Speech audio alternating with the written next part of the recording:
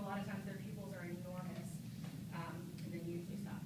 And generally that dog, if you're having that dog that's staring at you in the face and his eyes are really dilated, or pupils are dilated, and he's got whale eyes, generally his body's going to get stiffer when this happens, and that's a score as well.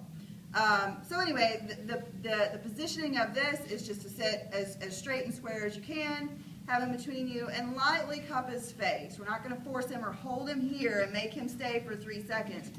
Lightly cup, and then it's over. Like I said, this probably takes a maximum of 3 seconds. Karen and I will usually keep our elbows fairly extended, because what you don't want is to get like right here, and that's creepy, and it usually freaks the dogs out. So, you know, you're looking at the dog, but you don't need the dog in your face.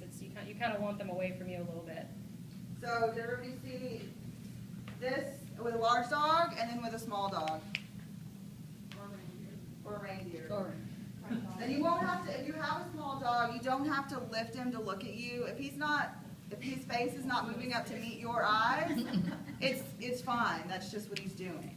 And some dogs won't. We've had dogs that clamp and they will not raise to meet you. That's okay. And if his face is exactly, if his face is clamped, then his face is really stiff, and he's not allowing you to pull his head up. That's a score. You never want to force the dog to do anything. It's all about encouraging and guiding, never forcing. And that takes practice. That takes a lot of practice. When you start out, you may find yourself dragging him around a little bit to get him in position. Try to avoid doing that at all times. In noise and movement, it's a little less easy to do. But you want to stop not dragging him around, try to coax him. We're just going to see what the dog is going to do, not what I can make him to do. I can make him do whatever I want him to do. I just want to see what he's going to do on his own. Any questions about face? For the live dog, you guys did communicate minimally. Yes, we do communicate. You want to communicate. Your assessor and observer need to communicate through the entire assessment on what you are observing.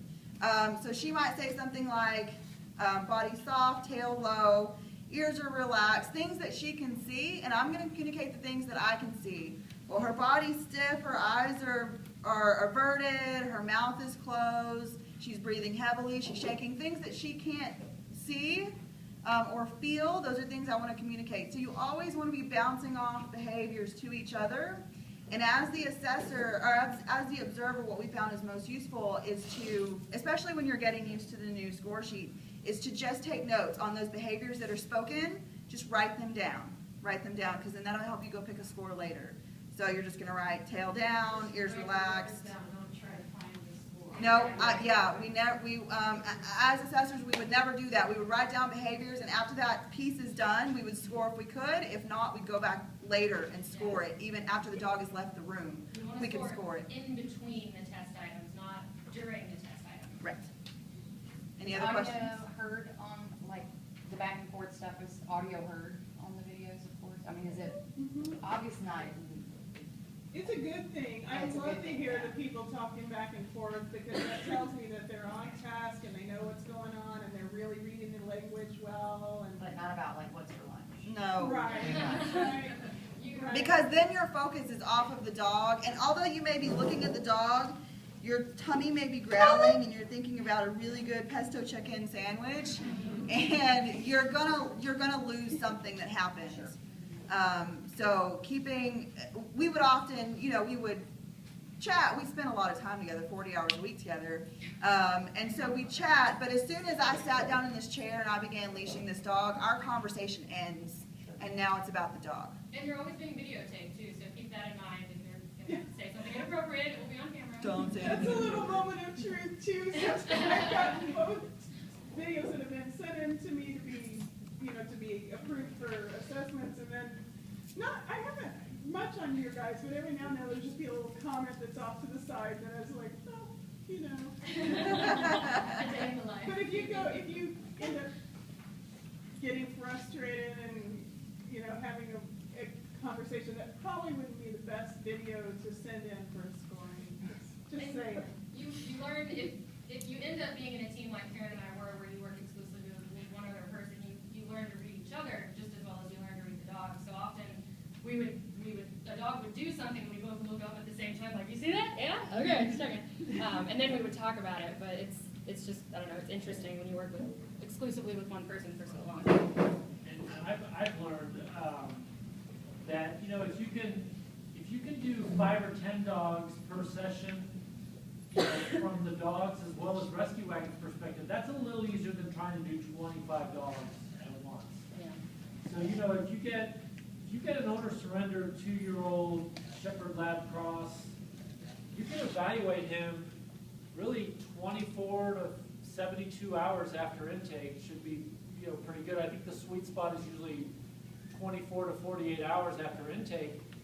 Evaluate those dogs because you never know, Dorinda might have some spots that dog could go.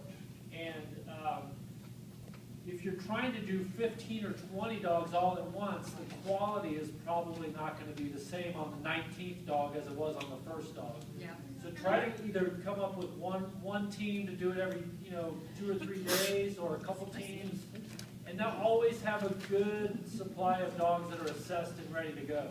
And I always worry about the other side, the human side too, because when you get tired and when you've done a whole bunch, I think your risk of getting injured is higher.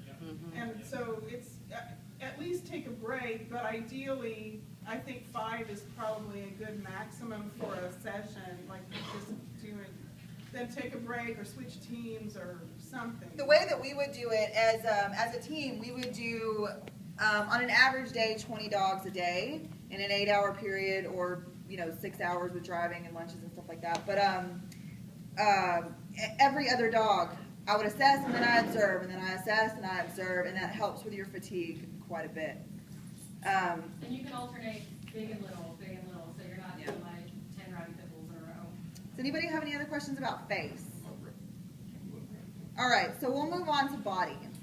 So